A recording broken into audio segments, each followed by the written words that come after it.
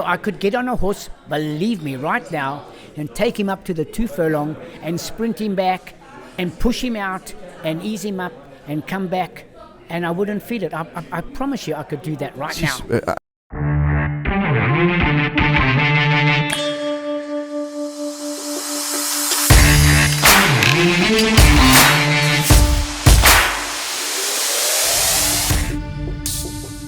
Welcome to another edition of In the Box Seat. That's what it's called, you know that by now. In the Box Seat with myself, Warren Linferno. Colleague, I call everybody that is in racing a colleague. It's about right because we are colleagues. You're a racing man, I'm a racing man, we're colleagues. Correct, Warren. Correct. Okay, and Robbie Thompson's our guest today, ex-jockey Robbie Thompson, and he's got such wonderful stories to tell. And unfortunately, we would sit here all day if we had the time to talk about these wonderful stories. You should write a book, actually. You should write a book. My best friend for the podcast is not here today, Andrew Harrison. I've got lots of best friends, but my podcast best friend is Andrew Harrison. He's not here. He's gone on holiday again. Oh, I wish I was semi-retired. Andrew, we'll see you next week and enjoy your holiday. Rob, we're at the clubhouse. This clubhouse here at Summerveld is a hidden gem. The more I try and tell people about it, the better, because anybody can come to this beautiful clubhouse, and you've been coming to this clubhouse for your whole life. I would say since it came to being Summerveld, being the trees all around and all that sort of thing, I've been coming down. But I lived in Johannesburg and used to come down for the season, and every morning you come for breakfast and then back across the track and your day starts. Uncle Rob, as you're affectionately called, I know you say call me Robbie, but everyone knows you as Uncle Rob. You, for those that might not know, are an ex-jockey. You were a jockey. That was your trade, that was your profession. Tell me about when it started and how you heard about racing and being a jockey. Right. I was in boarding school, and being small, everywhere I went, people used to say, oh, you should make you a jockey. And as it happened, my mother was a ladies' underwear rep. And she went to one of her clients who happened to be Neville Pierce, an just passed away trainer now, yes. And his father had Babyland. So she used to call on him as a client, and every time they saw me, they said, you should make him a jockey. Neville couldn't take me at that time, so I went to another gentleman called Mr. States, H.V. States, and I was apprenticed to him for, I would say, 2 years. Okay. And then they spoke of making a thing called an academy for jockeys. And because he was old and wanting to retire, they recommended I start at the Jockeys Academy, which was Natal Jockeys Academy, and was in Curry Road. I was the first one there. CCM, that's interesting. Curry Road, you were the first one. That goes back to, you say, we're saying 1960. Okay. I would say. Okay, Yeah. Sure. That's 1960, that's a long time ago. Mm-hmm. Okay, so that's how it all started. Did you have an issue with your weight when you were a jockey? Not really. I was really very fortunate. I was tiny, and I worked so hard that my weight stayed down at 45 kilos. Sure. Which Okay. was, if you don't become a champion jockey eventually after hard work, there's something wrong. Yeah, absolutely. We can't talk about your whole career. Well, I suppose we could talk a bit about your whole career in a microwave version, as I call it, but let's touch on some of your career achievements and some of your career highlights. Well, I would say you go for the main ones, which is like the Met, Vodacom July. I won it, funny enough, on an objection, Okay. although I'd caused no interference. And I missed 5 other Julys. So the very next year I ran second. The saddle slipped forward, not normally backward. It slipped forward, and the horse couldn't stride properly. So all the way down the straight, I was losing ground. He was such a big, round horse. The saddle went over his shoulder and never went back, causing me not to stride, the horse stride properly, and Bert Abercrombie got up on Jamaican Music to beat me about a neck. He Sure. would never have beaten me. Oh, that must have been heart-wrenching. It was. I thought of the year before for the other winner, and which was Golf Puller with Gate Crasher, and I thought, well, 1 for 1.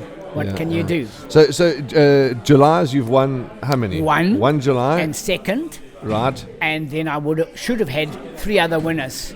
which Okay. was Gondolier. Riberville, I was always riding most of his career, if you go back and they study the things. And Elevation's jockey was Martin, and they had a disagreement with the trainer, Mr. George Azzi. So I was still riding Riberville up to that point. Okay. Roy Curling took over with Elevation, and Martin had no ride because he was no longer their stable jockey. And as the season progressed, he went back to them, and the only ride they could offer him would be Riberville if I would mind getting off it. So I thought, okay. And I did, and of course Riberville won very easily. Sure. So that was one of the winners. I Okay. think I would have still ridden Yes. and won on. And Because I knew the horse. And Robbie, you say the Met. You've been successful in the Met. Yes, I had 2 rides in it, 1 place, and the next time I rode in it, I won it Jeez. for a horse that saw ghosts. I think he fell once in the Derby going over the crossroad at Kenilworth. And I was even warned, don't ride him, because the next time he ran there, he nearly came down again, that he was actually suspended from running at Kenilworth. But when it came to the Met, the only place he could run would be Kenilworth. Yes. And they gave him permission, and no one would ride him. And then I got a message from my trainer, Mr. Breville, would I ride this horse in the Met? So I said, fine. I went down. I still remember Johnny Barker warning me to watch out when he goes over the crossroad. And I said, don't worry, he'll do nothing. I sat about 4th or 5th, and as I came in the straight, not knowing Cape Town racing, he wanted to go, and I thought, you've got to sit. And I waited till eventually I couldn't sit anymore, and I just let him go, and he won by about 4 lengths, 5 lengths. Oh, that's a lovely story. And Wow. I've never been back really to ride in the Met ever again. They Okay. changed the weights. There were no more 46 and a half, so I never ever rode in it again. Rob, what's the word I'm looking for? Firstly, why did you have to retire from the saddle? Was it? I just got more involved with my business Okay. of making jockeys boots, which thanks to Raymond Rhodes, him and I went in it together. And that's how I started making boots Okay. for the last over 40 years. Jeez, and I've kept at it. Well, then let's well, before we talk about your business, before I forget again, how old are you, if you don't mind me asking? I'm 78. 78. Right. Okay, you are 2 years off 80. From 80. How do you keep young, and how do you keep so fit, and how do you look 58, never mind 78? I just don't know. I could get on a horse, believe me, right now, and take him up to the 2 furlong and sprint him back and push him out and ease him up and come back, and I wouldn't feel it. I promise you I could do that right now. In fact, I'm a little shocked. So, pardon me if the viewers see as I'm a little the wind out of myself. 2 years off 80. Yeah, and I could do the same thing Jeez. again. And as I say, Tawanda, do you agree? Look at Uncle Rob, 58 he looks, never mind 78. Okay, well, so and what is it? Do you do exercise every day? What is it that I you don't know what it is. I'm like an ant. I never stop. That's what I was going to say. You're quite an excitable chap, so you're always on the go. You're always doing something. I wouldn't say excitable, but just busy. Busy. I have got things I've been up this morning, 4 o'clock this morning, I got out of bed to do this interview. Okay. Because I wake up at 4 in the morning. What do I do? Now it's still dark. And I start doing things, and as the day progresses, I start work. I work the boots till 5 or 6 o'clock at night.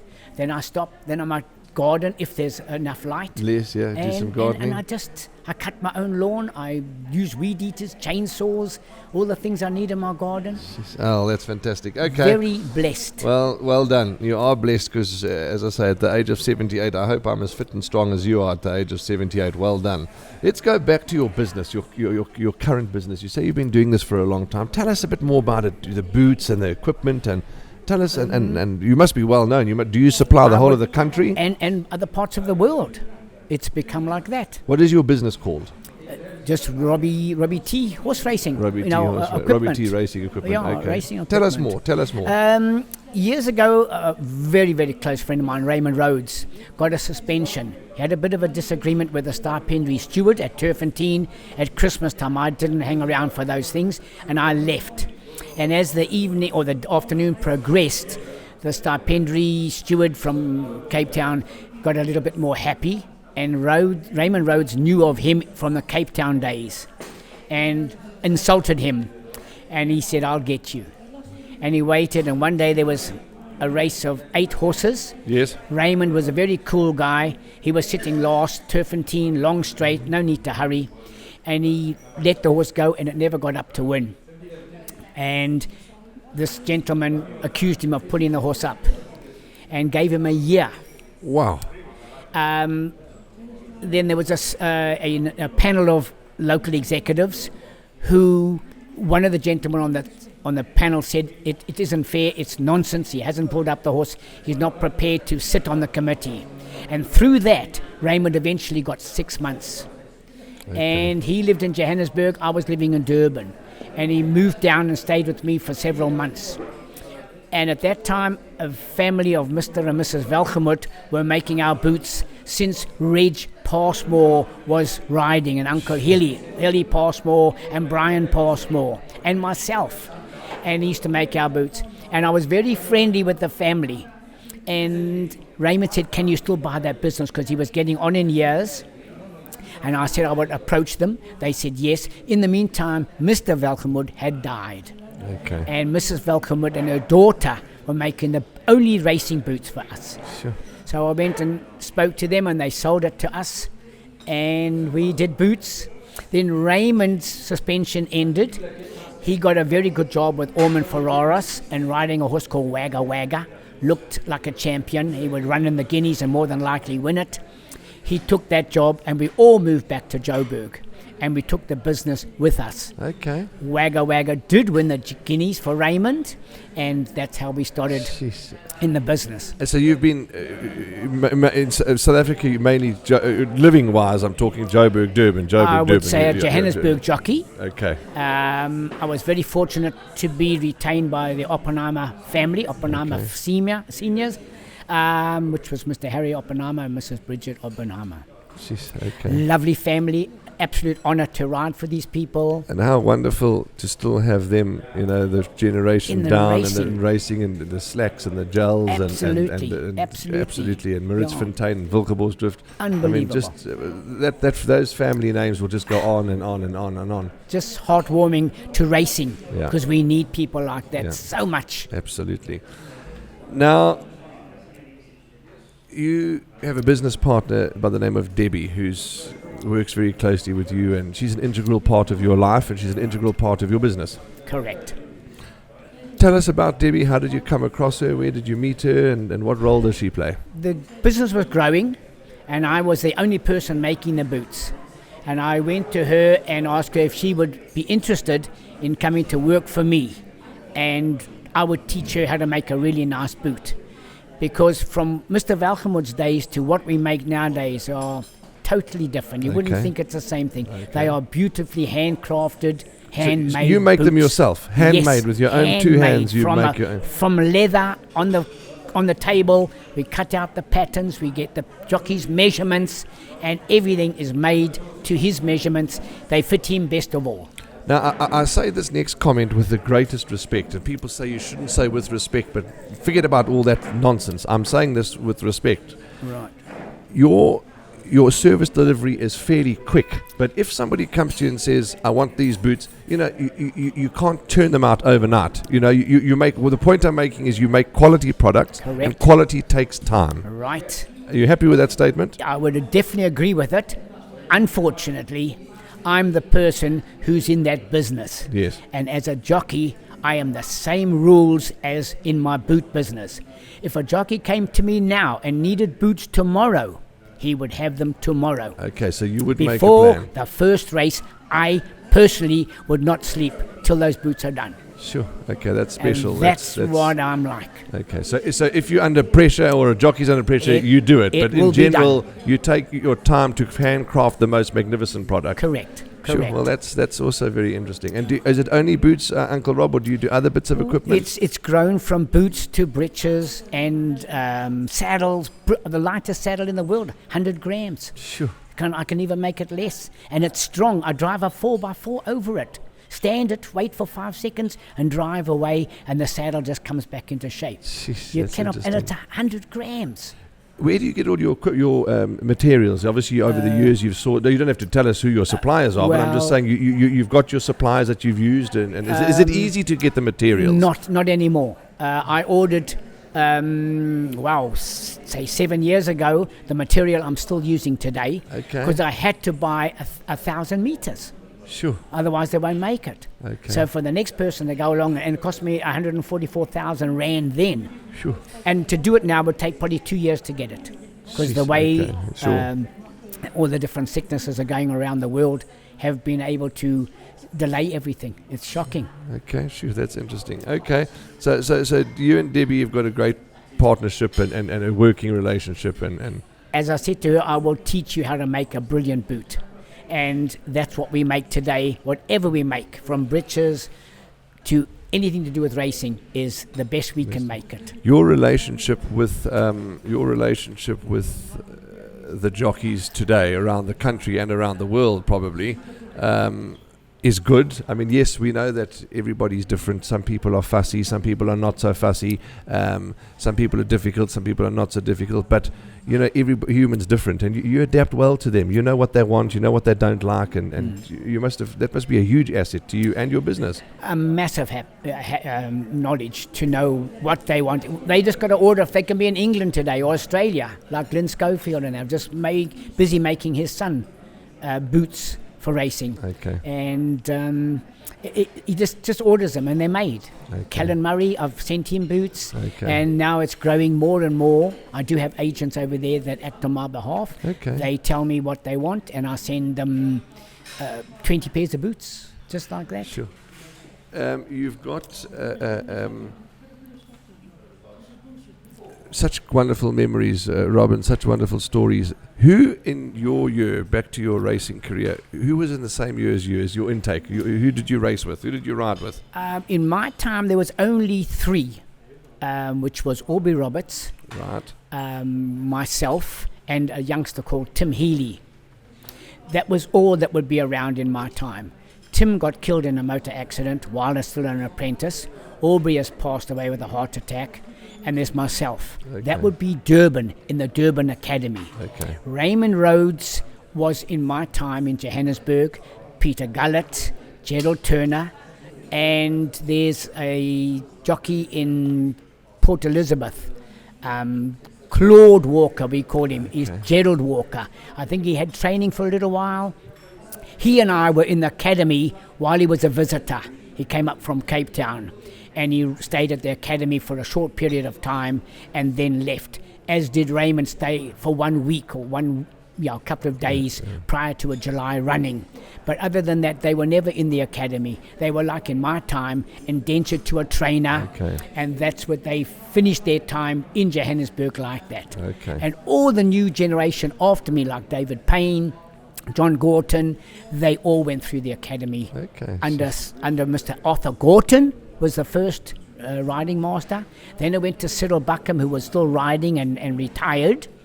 And then came Vincent Curtis. And Vincent Curtis, he sits right behind you at the Summerfeld well, there Clubhouse. we are. Isn't it wonderful to see Vincent still around with us, and still with with us us, yeah. and on his feet and as strong as an ox? Correct. Yeah, okay. I don't think he can hear us, Vincent, but we'd love to be in his presence. Right. Couple of horses of the better. Vincent, we were just saying, Robbie was just touching on you and at the academy days, and I was saying how wonderful we've in your presence to have you here today, and to we're going to get you to come and talk to us one of the days to hear your wonderful stories.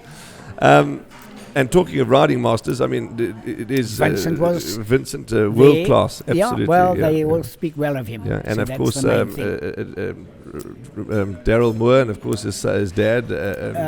Robert. He's now in charge of the Johannesburg Academy and heads up the whole academy. Correct, so, yes, which is Robert's doing a fantastic job, Robert Moore. So wonderful. They're at the table behind us. Couple of the horses that you've ridden, the best. I know you've ridden lots of good horses, but in your horses best horses that you've ridden in work or in races. It's even horses that are racing. The list must be long. Mean, you must first of all go to Sea Cottage, being to me one of the greatest, if not the greatest. Because he used to have 10 stone on his back, and we'd have 46 stone, kilos. Yes. So, a massive difference in weights, and he'd come from nearly last all the time. Robert never ever smacked him. I'm sure if he tapped him on the shoulder in the July, he would have got up to beat Jollify at 46 kilos. Yes. An incredible animal. The next one was Oppenheimer's horse, won the Cape Met as a youngster. Something Wood. Fort Wood. Fort Wood. Fort He was a brilliant animal at his age to win the Met like he did. Although the horse I rode won the Met very well, but that was an incredible. For a 3-year-old, I think he was at that time. Incredible. And I think it might have been weight for age at that stage. I think they changed the handicapping. I don't think he had 46 on his back. Could be wrong. But then there's Oppenheimer's Alone. Principal Boy was a brilliant stayer. Nalatali, Uncle Ben, a lot of good horses. Riberville was a good horse with George Azzi. Oppenheimer family goes back. Tiger Fish. I mean, one of their best horses they must have had. He could have won the July, I think, twice. You rode Gondolier as well for Anton, Pat Anton. I mean, the time. What a wonderful horseman he was. He too. was very, very good. Unfortunately, with all his time, I never ever rode a winner on him in the King's Cup, but never rode him in the July. Okay. Because Billy came back from an injury and was able to ride him about a week before. Although I'd trained him and ridden him, I used to take him into the sugar cane because he was so crippled and take him all over and warm him up. Okay. Some of the great jocks you've rubbed shoulders with, you've ridden with, I mean... Well, it's a hell of a lot, which it would be list. Tiger and Charlie, George Patmore, Johnny McCready, Martin Schumann, Raymond Rhodes, Peter Gullett, Gerald Turner, Stanley Amos, going back young and old. So it's a hell of a lot of them. It really is great. We still, to this day, Rob, South Africa, still continue to churn out top quality professional riders. I mean, we look at the jockeys of today, we blessed. Very much so. We're turning out that the academy's doing a good job, and these guys go anywhere in the world, which they're doing now, and proving how good they are. Just before we started the discussion, we mentioned, Callan Murray, Lyle Hurtson, Luke Ferraris. Look at them. I mean, unbelievable. And these are babies. Absolutely. I rode work with Lyle, and we were told to do a half pace. He didn't even know what a half pace. He just jumped at the 400 meters and let the thing rip. I thought, where's your half pace? I'm waiting to go slow, and he's zipping down. Nothing. And now look where they are. So it's fantastic. Talking about the South African Jockey Academy and your company, you and Debbie sponsor a prize at the annual prize giving. Tell us about that and why you decided to do that. I just thought that they support us a lot, and they've got so many awards that we would like to give them for something like good manners, how they speak to trainers and the staff at the academy, and in general the trainers, owners, anything to do with good manners is what we thought of. And because I'm in racing all the time, I can be in the parade ring even, and I'm listening to how they are talking to their trainer or listening to the instructions, or in the ring where I was still riding work until a few years ago. So I could see how they were being respectful or not. That's obviously how we came to choosing the child who we would choose to get the recipient of your award. Yeah. But so obviously things like respect, manners to you is a non-negotiable. Absolute, even to me. Okay. Now,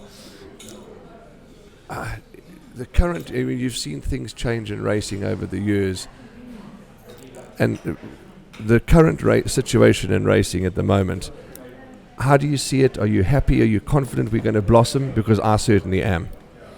I just hope and thank heavens for Hollywood Bets that they have really come in and made the racing sparkling like this program. I mean, I can't wait to watch it on my phone. It's such an interesting program to listen to and hear different people's views.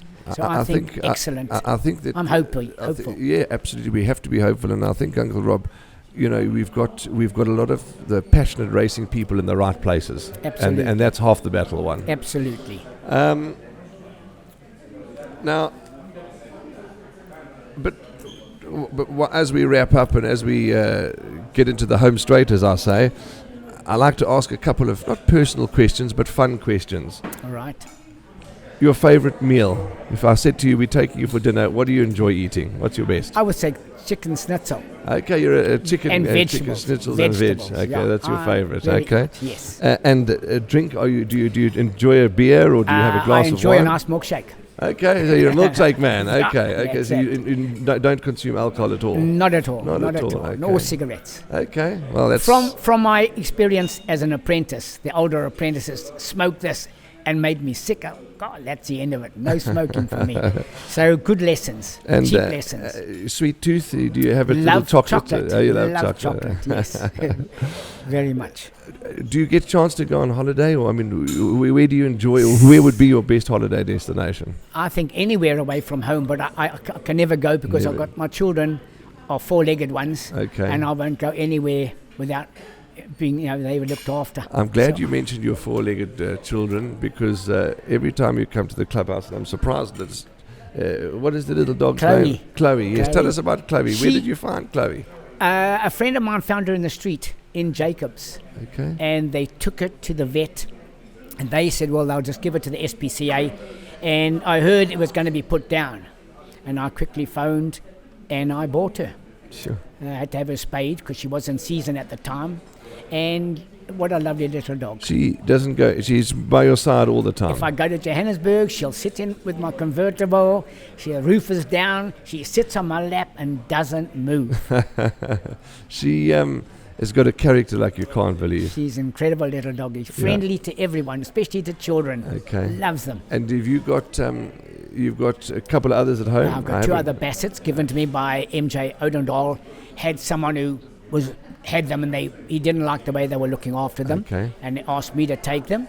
And I've got some not wild cats anymore, but stray cats. Okay. I found as kittens, and I've got an 18, 19-year-old little dog as well, a little Maltese, Okay. and another little doggy as well. So I had 5 or 6 at one stage. So they've all passed away. So that you definitely have, you love your animals, you love your pets, and I think that's a lot of people in racing are like that. I think so. Because yes, the horses are animals, and, Right. and they're not our pets, but they can be Yeah. treated well. They do Right. get treated well. Right. So you definitely a pets and an I'm animal bad. man. I'm bad. I pet snakes. I kiss them. I've got 2 moles in my. I've caught one, luckily, with Chloe, and the other one I'm yet to catch. I can't kill it. Yeah. I can get traps and kill. No tablets, so Nothing I've got like to try this. and catch him Catch by him. hand. Otherwise, they're safe. And then I take them a few kilometers away in a nice area and let them go. Okay. I cannot kill them. Rob, before we end up, do you have any? This is one that's just come to me, because you definitely tell a good story. Have you got any embarrassing moments in your careers? You thought, have a good old laugh and say, "Oh gosh, that was funny," or "I shouldn't have done that way," or anything that's really Nothing offhand. I think I take life a bit too serious to do silly things. Okay. I really can't think of anything at the moment. Okay. So it's just absolutely. Racing is a way of life that we all try so much to get people more knowledge about it, because it's a way of life. Is so many people that earn a living through the industry, and it's just wonderful that we still got you, and we still got you actively involved. And sure, it's just been wonderful to chat to you, and wonderful to hear your story. And it's thank you for serving the industry for so many years. It's a pleasure, really a pleasure. And I've even watched you grow up in the game. Thank you. Tawanda's got a question that he wants us to ask. How was racing from back in the day? I remember we spoke last night on the phone, and you were telling me about how when you were racing, when you were still an apprentice, there was some horses would walk from Clearwood to Greyville, and from Greyville to Clearwood.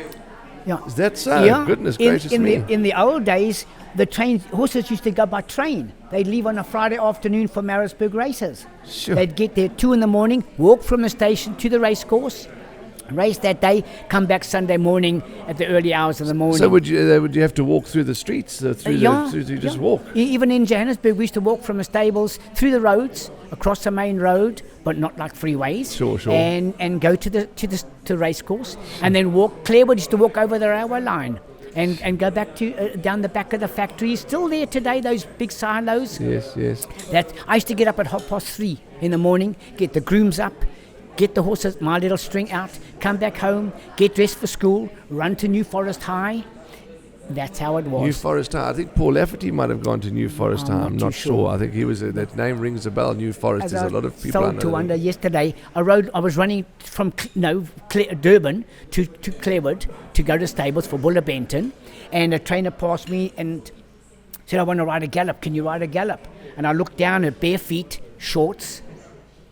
That's it. And you went and rode the I rode the horse Seeker. Its name was Seeker. I galloped him, and a little while later he put me on and it won at Greyville. Barefoot, no skull cap, no body protectors. Nothing. Even in a race, we never had skull caps. Sure. Just we had a little thing like a little Mogondov, a little like your cap there, without the peak. Okay. And that was our skull cap that went over the colour cap, and that's how we rode. If it fell off, it fell off. And as Tawanda says, so you have seen from those days how things have now. You look at skull caps; they are costly. They cost the earth, which they are quite rightly so because they save lives. Correct. But I mean, even in that, you've seen a huge change. Massive. The body protector's good. The whips they use, I still think they're not good enough. I think they could protect the horse a lot more than they do, which I will take up one day with the Jockey Club. I've got a flap that is incredible. You can hit the horse. That correct me if I'm wrong. The whip, because that also comes into a lot of debate. Do you believe that a whip is needed? Definitely, no doubt. I agree with you. But it's more of a noise that it makes than the pain it inflicts. It can make a lot of noise and no pain inflicted. Correct. Which I will bring to the next meeting, which will be Saturday. If you're there, I'm going to show it to you. And you can hit your hand and see how it hurts. So doesn't hurt at all compared to what they're using at the moment. I don't agree with it. I'm sorry, I don't agree with it. Okay, well, that's your opinion, and it's a fair comment. What else has changed over the years in racing? I think the money, as far as money, I mean, we used to get R7 a ride, and we never ever got presents. Mr. Pierce, a ride, R7 a ride, and Mr. Pierce still owes me my 25 Rand check. Every time I went to his house, I went after twice. I was embarrassed to go back. I never ever got it. He said, "Come on, boy, I've got your check." Never ever got it. In those days, checks. I mean, nowadays everyone's got cash on them and cards. Or even so, we just never got presents. It got cold within a meeting. You never got. Sure. Unbelievable. Cheers, Rob. Cheers, Bye-bye, Vince. So that's how it is. Yeah. Okay. You would have seen walking behind me Robert Moore, Vincent Curtis, and Daryl Moore, and we were just talking about Vincent Curtis, the legend, as you are the legend, and we were talking about Robert Moore, the head of the Academy Riding Masters in South Africa. Right. What's so interesting is that each and every person in horse racing has got such wonderful stories to tell, and that's the object of this podcast, is to try and get people in to share their life stories about racing and to share their opinions, and it's not to say you right, I'm wrong, he's incorrect. It's an opinion. You've given your opinion about the stick. Some people might disagree, but that's fine. They're entitled to disagree. But it's just wonderful to have had you here, Rob, and thank you again for all that you do for horse racing and for the jockeys and for the industry. But we look forward to bringing as many stories as we can to the public, because that's what it's about. Every single person in horse racing, from the CEO of a company down to the ground staff, all have their own story to tell, and we're going to try and get to as many people as we can to hear their stories. Richard Furry is going to be up on our podcast in the next couple of weeks. I'm not sure when, but that's going to be a wonderful story on its own. Before I wrap, I just want to share with you all, and if you don't mind giving me 2 minutes, to inform the public of what racing is taking place this weekend, because on Saturday, the 7th of May, 2022, at Hollywood Bets Greyville, on the turf track, champion season officially opens, and we've got top quality racing. There's 9 races on the card. The first feature is the 4th race, which is the Independent on Saturday, Drill Hall Stakes, a Grade 2 event over 1,400 metres, where a cracking fields will face the starter. I quite like Silver Operator, Captain Fontaine, and Smorgasbord.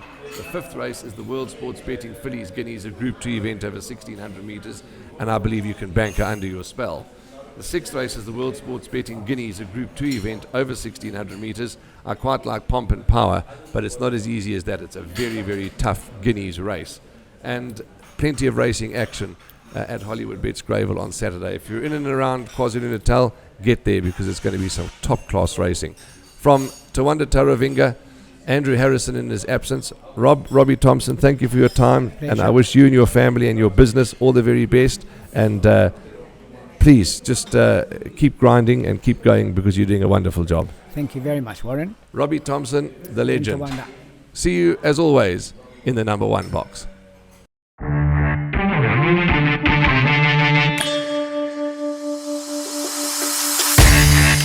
Bygone.